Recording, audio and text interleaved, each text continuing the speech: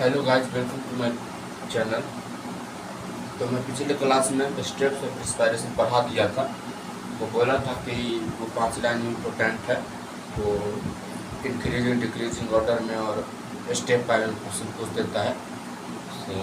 कौन सा स्टेप पहले होगा, कौन सा स्टेप बाद में होगा, तो वो देख लीजिएगा। स्टेप्स ऑफ इंस्पायरेशन हो गया था। उसके बाद था NCERT में mechanism of breathing. Mechanism of breathing है जिसमें आता है मेनली दो चीज़ आता है, इंस्पायरेशन और एक्सपायरेशन। तो मैकेनिज्म ऑफ ब्रीथिंग, पहले तो ये देख लीजिए कि मैकेनिज्म ऑफ ब्रीथिंग होता क्या है।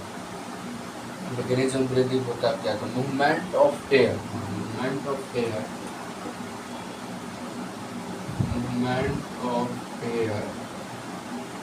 from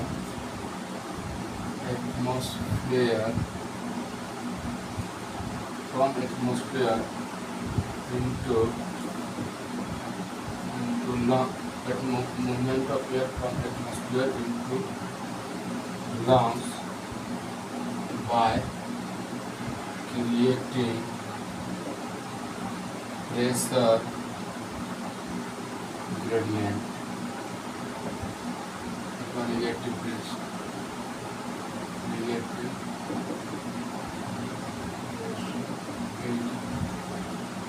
called mechanism of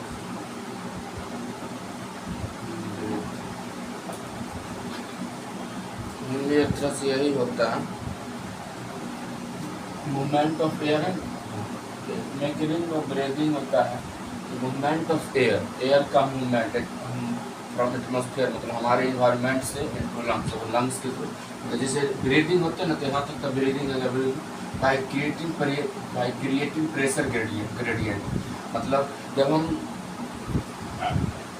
बाहर का एयर को अंदर लेंगे तो बाहर में प्रेशर कम हो, मतलब जब एयर अंदर जाएगा तो प्रेशर अंदर बढ़ेगा, यहाँ पर कमेगा। और जब हम वही एयर को CO2 को बाहर निकालेंगे तो अंदर प्रेशर कम जाएगा और बाहर प्रेशर बढ़ जाएगा। प्रेशर ग्रेडियंट निगेटिव बिटवीन, यहाँ पर लिख सकते हैं pressure between lungs and atmosphere, क्योंकि ये होता है बिटवीन लंग्स और एटमॉस्फेयर के ही ना। जब हम एटमॉस्फेयर से लेंगे तो अंदर प्रेशर बढ़ेगा, जब लंग्स से बाहर निकाल देंगे तो बाहर प्रेशर बढ़ेगा। इसका मतलब यही समझिए, मैकेनिज्म ऑफ ब्रीथिंग हो गया movement of air from atmosphere into lungs by creating pressure gradient. Negative pressure is called between lungs and atmosphere is called pressure mechanism of breathing. इसमें मेनली दो चीज़ आता है, इंस्पायरेशन और एक्सपायरेशन। इंस्पायरेशन क्या होता है तो पहले वो देख सकते हैं।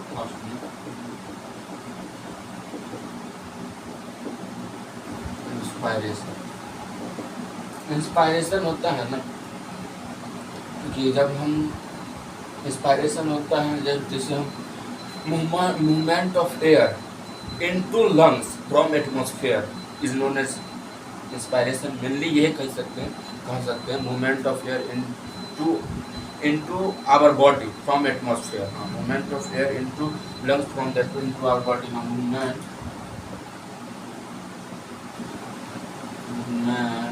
of air into lungs from atmosphere। 4-5 point है, वो तो लिख लीजिए। Atmosphere, movement of air into lungs, जब इनटू लंग्स के अंदर फ्रॉम एटमॉस्फेयर से। दूसरा हो जाता है ये अकर कब करेगा, मतलब इंस्पायरेशन अकर कब करेगा, तो जब हमारे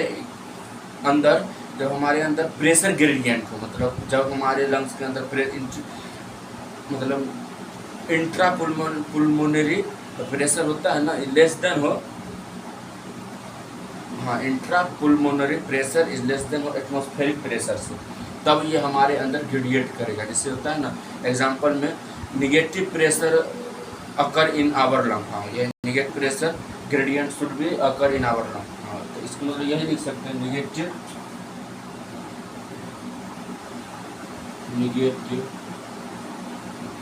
pressure gradient occur in our lungs. Negative pressure gradient in our lungs. इसके बाद ये इसी का और करके दूसरा एक पॉइंट बहुत अच्छा पॉइंट है, इंट्रापुल्मोनरी प्रेशर। हाँ, इंट्रापुल्मोनरी, हाँ क्या है, इंट्रापुल्मोनरी प्रेशर इज लेस देन, हाँ इंट्रापुल्मोनरी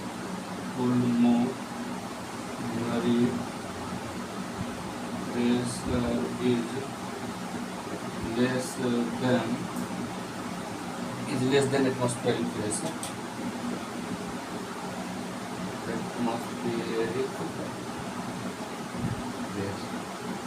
बहुत अच्छा पॉइंट है ये, पॉइंट याद कर लीजिए। Intrapulmonary pressure is less than atmospheric, वही तो lungs with respect to atmosphere है। Negative pressure can occur in our lungs with respect to atmosphere, क्योंकि बात ही हो रहा है ना एटमॉस्फेयर और लंग्स के बीच। यहाँ पर उतना हम नहीं लिख पा रहे हैं लंग्स और एटमॉस्फेयर, लेकिन मेनली होता है यहाँ पर बात ही हो रहा है एटमॉस्फेयर के एयर के और हमारे लंग्स के एयर में। तो ये देख लीजिए अकर करता है, ये अकर इंस्पायरेशन होगा को 3 पॉइंट हो गए। चौथा पॉइंट आ जाता है डायफ्राम जो होता है ना हमारे बॉडी का, यहाँ पर वो कंट्रैक्ट होता है।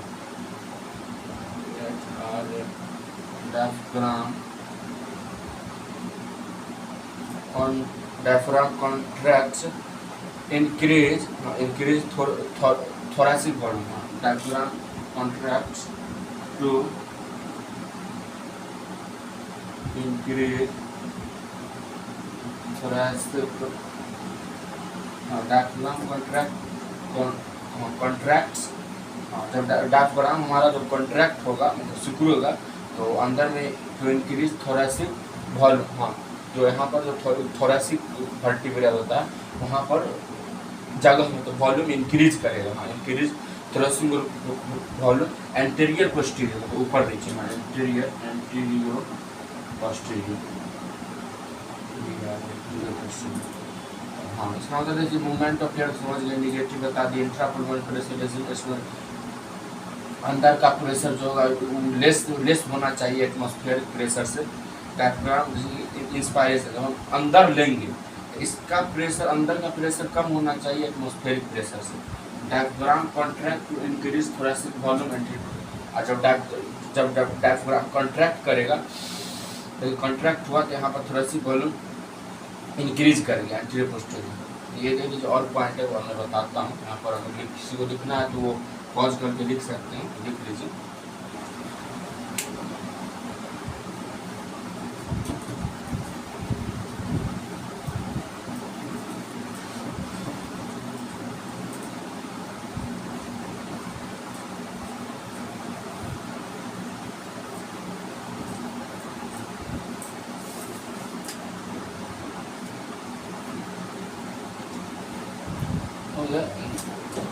एक मिनट,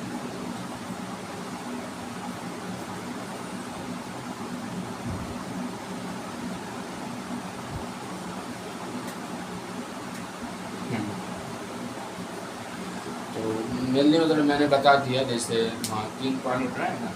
इंस्पायरेशन में होता है कि जैसे हमारे एटमॉस्फेयर या से हम बॉडी में एयर को लेते हैं, पहला पॉइंट है। दूसरा तो एंटीरियर पोस्टीरियर प्रेशर जो होता है ना लेस देन होना चाहिए हमारे एटमॉस्फेरिक प्रेशर से। Anterior posterior pressure pressure is less than the atmospheric pressure. हमारे एटमॉस्फेरिक प्रेशर के अंदर की प्रेशर कम होना चाहिए। और उसी को एग्जांपल में जैसे कह सकते हैं कि हमारे लंग्स के अंदर नेगेटिव प्रेशर ग्रेडियंट होना चाहिए, तो वो हो गया। तीसरा पॉइंट है कि जब डायफ्राम को हम कंट्रैक्ट करेंगे तो थोरेसिक वॉल्यूम इंक्रीज करेगा, वो होगा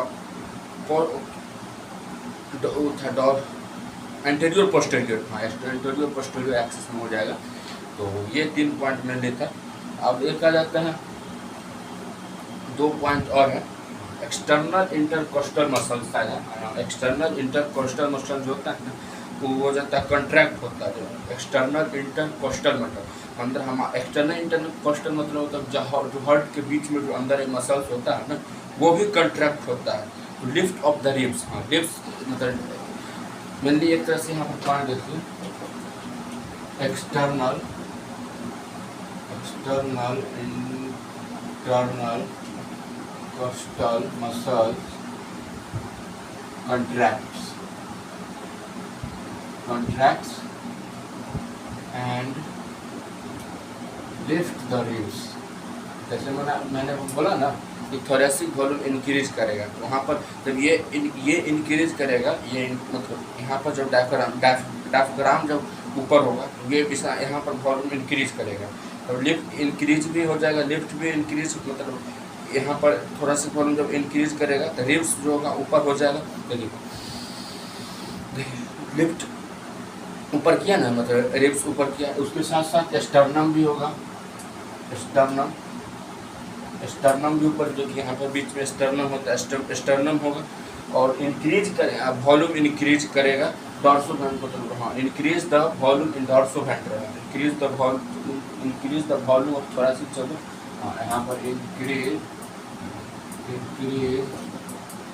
the volume in dorsoventral.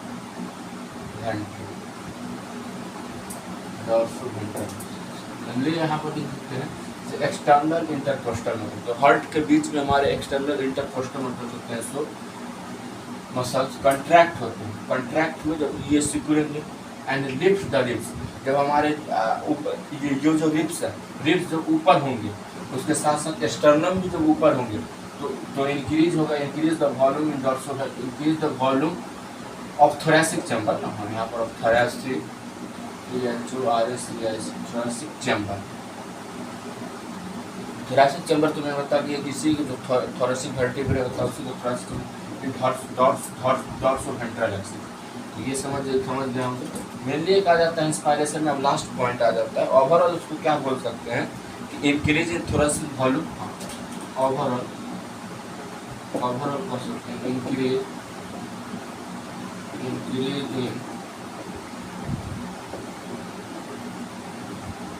Increase in thoracic volume हो जाता है, अगर थोरेसिक वॉल्यूम इंक्रीज कर जाता है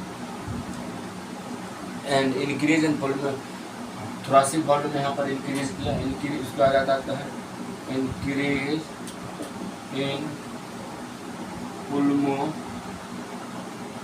वॉल्यूम में आ जाता है, पुल्मोनरी वॉल्यूम भी इंक्रीज कर, पुल्मोनरी वॉल्यूम इंक्रीज हो जाता है, उसका हो जाता है डिक्रीज हो जाता है, डिक्रीज इन पुल्मोनरी प्रेशर हो जाता है, decrease in intra पुल्मोनरी pressure, decrease in intra पुल्मोनरी pressure हो जाता है।